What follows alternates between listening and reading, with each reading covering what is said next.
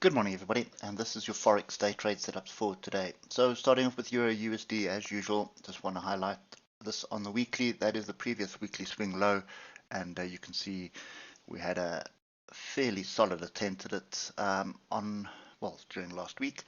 You see there it is there, and then on the 8-hour we have come back into this structure here, and it does look like we are trying to bounce here. So we are in an upward trend on the 8-hour, we are in a downward trend on the weekly. We've got a fairly strong weekly level at 106.397 and a pretty strong level on the 8-hour at 105.811. So if we just drop down to the lower time frames where we want to be trading, and you can see the chaos that we had around that weekly level. For me, this is a critical area that we're in at the moment. And you can see right here, I'm just going to put another third level in here. So I'd be looking for price to be bouncing off here 105.811 for a move up. The other opportunity that we do have is basically recapturing this here. Probably a safer bet. So in other words, let price come down, find some support, bounce up, find itself above 106.097, then I would be looking for a continuation up, at least another attempt at this 106.397. Once we get above that and hold above that, then I would suspect we're going to try build a base there for another move to the upside.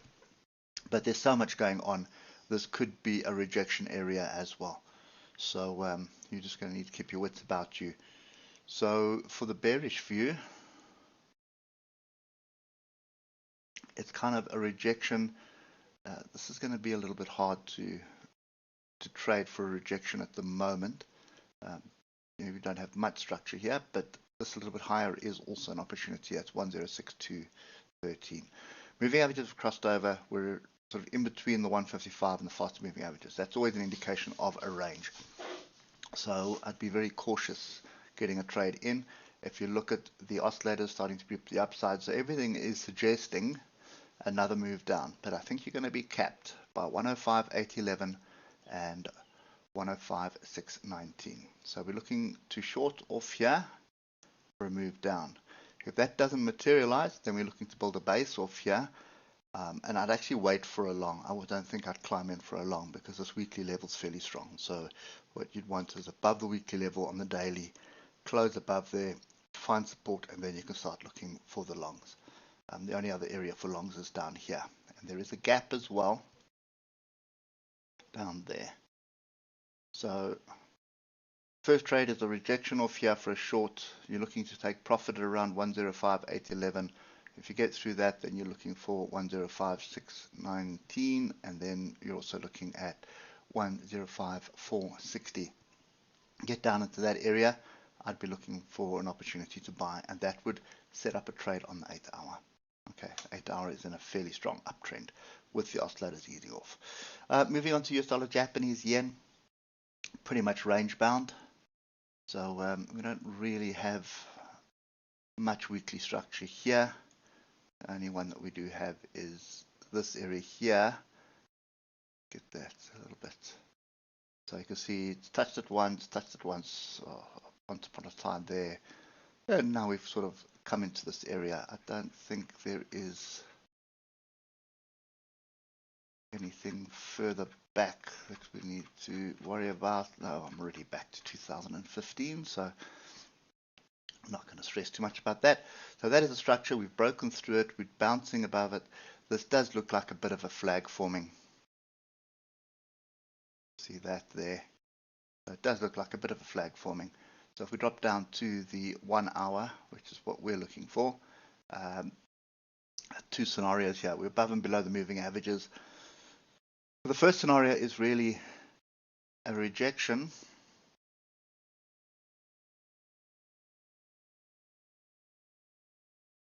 Kind of difficult to set up, but we have a gap here. So rejection somewhere off here, 136.850 for a move down onto this trend line at 135.020. That's the one thing. The second thing would be you have another sort of flag type setup here as well.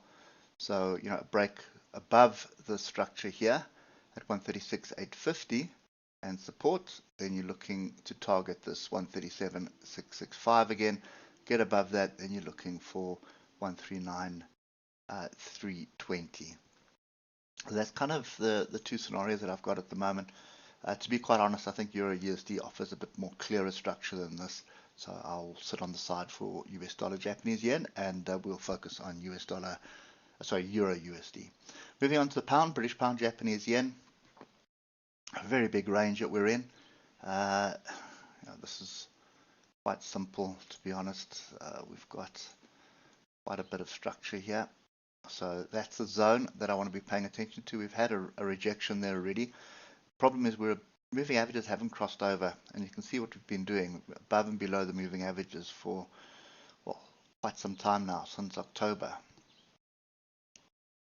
So if we just get down, you need to pay attention to the lower time frames here, because the higher time frames is definitely ranging. So a rejection off here, you can see we do have a confirmation of a downward trend from Friday on the 1 hour chart. So I'm looking for 166.732 for a rejection off there, and I'd be a lot more comfortable with a rejection off this area here. That looks a lot more stable, but we did get one on Friday, so let's assume that is in play. And then we do have another fairly strong one here that we did reject on Friday as well. So two scenarios for me. First one is another rejection off 166.328, and then a little bit higher up because that hasn't been tested yet at 166.732. Looking for a short setup off one of those two levels. I just want to get a target for us. Target is pretty simple and straightforward. Pay attention to that area there. We'd have to get through it. I'll come back to the 1 hour now to discuss that. So you don't want to be jumping in short here, because this level that we bounced off this morning is a previous swing high. So you want to find a rejection off one of these two levels higher up. That's 166.328 or alternatively 166.732. You're looking for a revisit to 165.760. You get through that, then your ultimate target is 165.114. So that's kind of the setups that we've got there for today. Moving on to Euro British Pound. We had this big move up last week and then going into close, but it just fizzled out.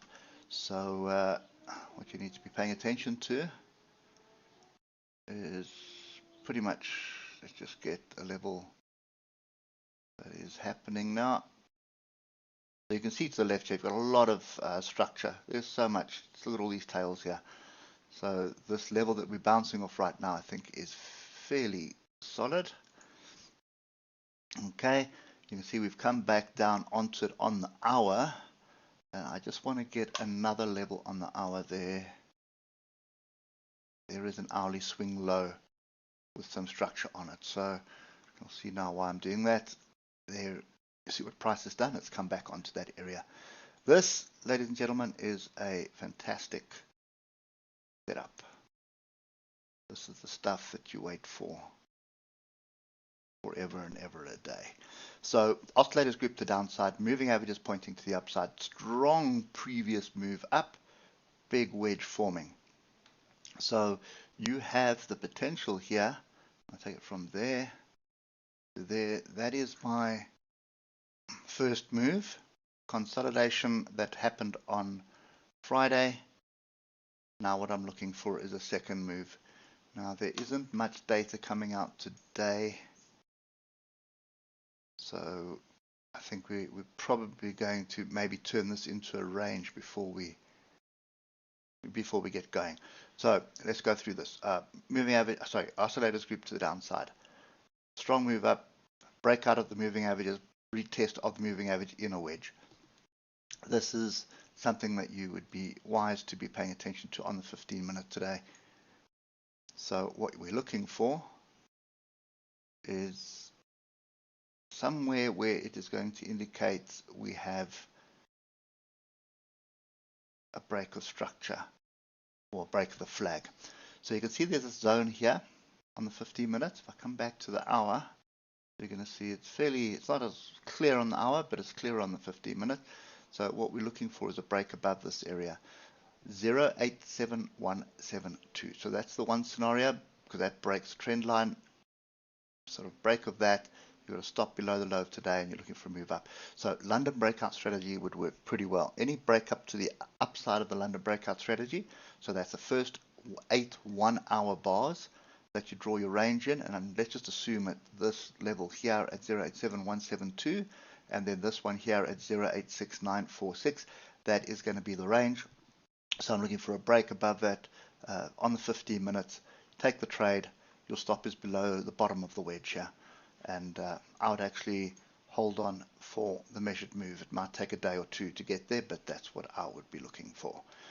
If this area fails, then you're probably going to get a move lower down into this area here. You can see there's a lot of structure down here at 086406. That is another area to buy as far as I'm concerned. It'll be a retest of the 155 EMA and structure, so that would be a fairly decent opportunity as well. But pay attention to this. London breakout strategy is what you want to be doing today. Anyway, that's it for me today on Forex. I hope it helps, and we will catch up with you tomorrow morning. Cheers for now.